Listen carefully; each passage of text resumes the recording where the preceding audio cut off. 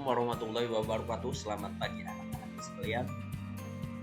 Ketemu lagi bersama Bapak pada pembelajaran sejarah. Pada pagi hari ini kita akan belajar tentang pengakuan PBB terhadap kemerdekaan Republik Indonesia. Yang akan kita bahas yang pertama, peran diplomatik Republik Indonesia dalam sidang PBB. Yang kedua, peran PBB dalam memperjuangkan kedaulatan. Yang pertama, tentu Indonesia tidak terlepas daripada anak-anak bangsa yang selalu memperjuangkan,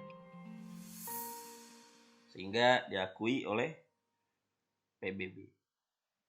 Yang pertama, tidak terlepas daripada peran Sultan Syahrir. Kita mengenal tokoh ini, tokoh yang sangat luar biasa memperjuangkan Indonesia. Nah, pada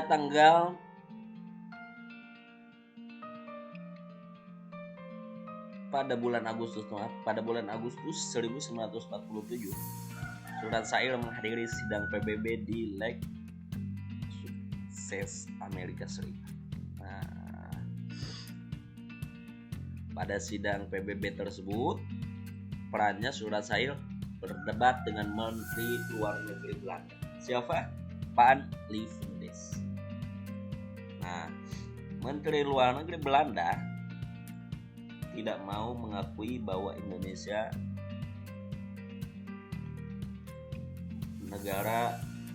sebagai negara yang telah merdeka. Nah, pernyataannya itu menyebutkan bahwa Republik Belanda seperti mikrofon radio yang menyatakan bahwa Indonesia masih tetap milik Belanda. Kemudian dibantahlah sama Sultan Syahrir bahwa Indonesia telah memiliki kelengkapan negara yang sah seperti pemerintahan, wilayah, dan tentara. Kemudian Indonesia juga mengakui bahwa pada tanggal 17 Agustus 1945 bahwa Indonesia telah menyatakan proklamasi kemerdekaan. Oke. Selain daripada itu, peran yang kedua yaitu Agus Salim. Peran Agus Salim sebagai diplomat RI dalam sidang PBB yaitu saat menjadi delegasi pendahuluan di Jakarta pada tanggal 23 Oktober 1945, yaitu yang membahas tentang konflik Indonesia dan Belanda. Nah, dalam perundingan tersebut, Belanda menegaskan bahwa Indonesia masih menjadi bagian daripada kerajaan Belanda. Tetap aja ngotot bahwa Belanda tidak mengakui bahwa Indonesia telah merdeka, masih tetap milik kerajaan Belanda. Kemudian sama pernyataan tersebut dibalas juga oleh Agus Salim dan dibantah bahwa pemerintahan Belanda telah kalah telak dari Jepang pada tahun 1942, jadi telah 3 tahun yang lalu. Kemudian peran Agus Salim yaitu pada bulan April 1947 saat Agus Salim ditunjuk memimpin misi diplomatik Indonesia untuk mengunjungi negara-negara Islam Timur Tengah. Nah, berkat hal tersebut, Indonesia mendapatkan pengakuan dari Mesir, Suriah, Irak, Afghanistan, dan Arab Saudi. Minggu yang lalu kita telah membahas, diakui pula oleh negara India dan kemudian diakui pula oleh Australia. Kemudian peran Agus Salim pada bulan Agustus 1947 Nah, saat Dewan Keamanan PBB di New York membuat agenda membahas AMB 1, masalah tersebut ditanggapi dingin dunia. Namun berkat kepiawaian Agus Salim, pandangan negara barat dapat berubah dan bersimpati pada Indonesia. Oke. Selanjutnya, peran diplomat RI dalam sidang PBB yang selanjutnya itu tidak terlepas daripada kiprah Lambertus Nicodemus Palar, atau yang kita kenal LN Palar. Dimulai ketika ditugasi menjadi diplomat bersama Sudarsono dan Habermas. Nah, ketiganya pernah ditunjuk pula mendirikan pemerintahan pengasingan di India. Kemudian LN Palar juga ditunjuk menjadi juru bicara pada sidang Dewan Keamanan PBB. Sangat luar biasa. Kemudian yang terakhir, pada saat AMB 2, LN Palar terus membujuk PBB untuk mengeluarkan resolusi untuk gencatan senjata.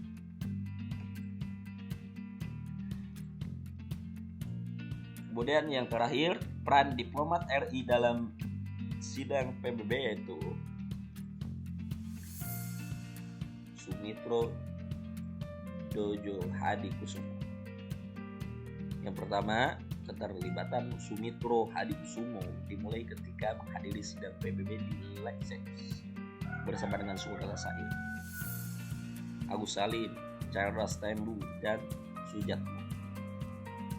Mereka berjuang untuk mendapatkan perhatian PBB dan perhatian dunia. Dalam sidang DKPBB tersebut mengeluarkan resolusi mengajak menghentikan tembak-menembak.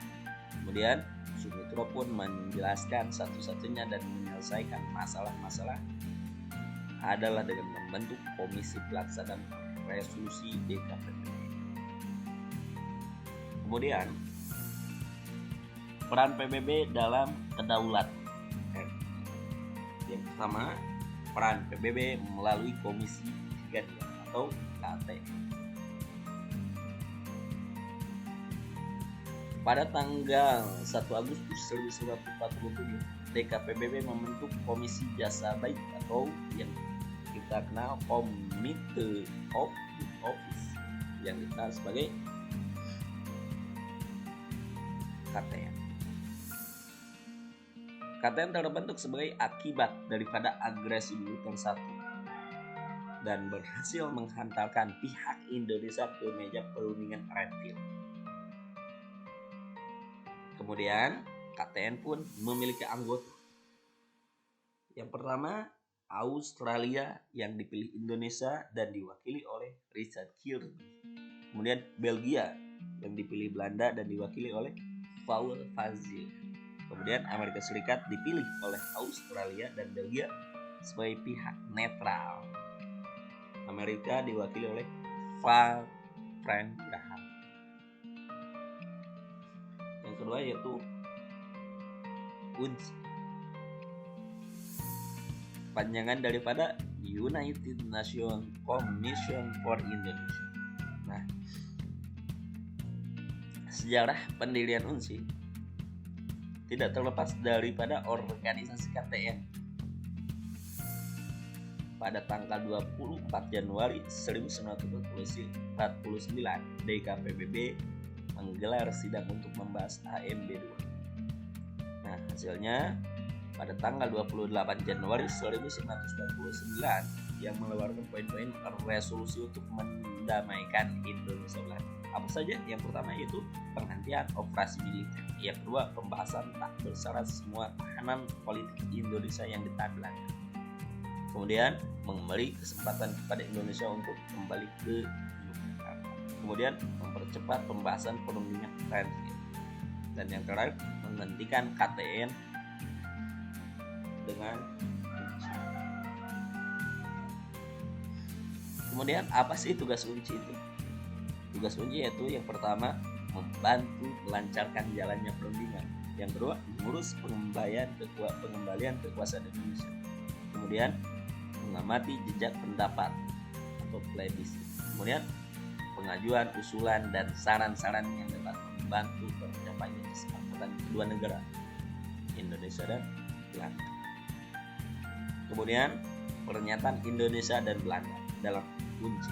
Pernyataannya yang pertama dari Indonesia, pernyataan delegasi Indonesia yaitu Soekarno dan Hatta yang dikembalikan kembali ke Yogyakarta. Sebelumnya ditahan Belanda. Kemudian kesediaan menghentikan tembak menembak. Kemudian kesediaan mengikuti KMB Komisi Beja Bundar dan kemudian bersedia bekerja sama memulihkan perdamaian dan ketertiban. Nah, pernyataan delegasi Belanda yang pertama menghentikan gerakan militer dan membahas penanganan politik.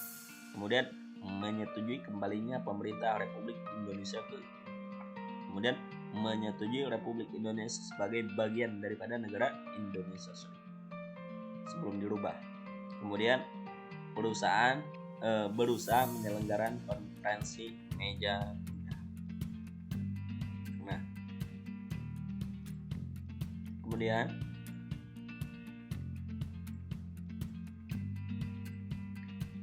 pada tahun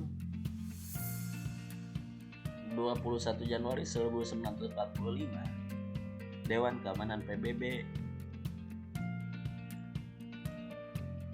menegaskan bahwa Amerika mengeluarkan resolusi yang disetujui oleh semua negara dan anggota pada saat sidang PBB. Apa saja? Yang pertama, membebaskan presiden dan wakil presiden serta pemimpin-pemimpin Republik Indonesia yang ditangkap pada tanggal 19 Desember 1948 hasil sidang PBB. Kemudian pemerintahan KTN agar memberikan laporan lengkap mengenai situasi di Indonesia sejak 19 Desember 1948. Sangat menguntungkan sekali. Kemudian di samping itu, hasil keputusan yang berhasil dicapai oleh PBB diantaranya adalah piagam pengakuan kedaulatan, yaitu pada tanggal 27 Agustus 1949. Kemudian pembentukan RIS Republik Indonesia Serikat. Kemudian pembentukan Uni Indonesia Belanda. Kemudian pembubaran tentara KNIL dan KL yang diintegrasikan ke dalam RIS. Kemudian piagam tentang kewarganegaraan. Kemudian persetujuan tentang ekonomi dan keuangan. Kemudian yang terakhir, masalah Irian Barat akan dibicarakan kembali masalah Irian Barat dibicarakan 1 tahun kemudian dan dikembalikan ke Indonesia. Nah, maka dalam pengakuan kedaulatan tanggal 27 Desember 1945 berakhirlah masa revolusi bersenjata di Indonesia dan secara de jure pihak Belanda telah mengakui kemerdekaan Indonesia dalam bentuk negara Republik Indonesia Serikat RIS. Namun atas kesepakatan rakyat Indonesia pada tanggal 17 Agustus 1950 RIS Republik Indonesia Serikat dibubarkan dan dibentuk Negara Kesatuan Republik Indonesia itu pada tanggal 17 Agustus 1950. Nah, untuk hasil daripada sidang PBB. Kemudian manfaat Indonesia menjadi anggota PBB yang pertama, PBB berjasa menyelesaikan pengembalian Irian Barat ke pengakuan Republik Indonesia dengan mengirimkan misi UNTEA. Kemudian PBB pun banyak memberikan bantuan dalam bidang ekonomi, sosial, dan budaya melalui organisasi khusus PBB yaitu IMF, IBRIN, UNESCO, dan WHO. Oke, baik, itu yang dapat Bapak sampaikan pada kesempatan hari ini. Mudah-mudahan kalian dapat memahaminya dan kemudian dapat mempelajarinya secara seksama.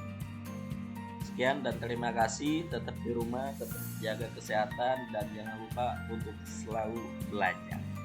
Terima kasih. Assalamualaikum warahmatullahi wabarakatuh.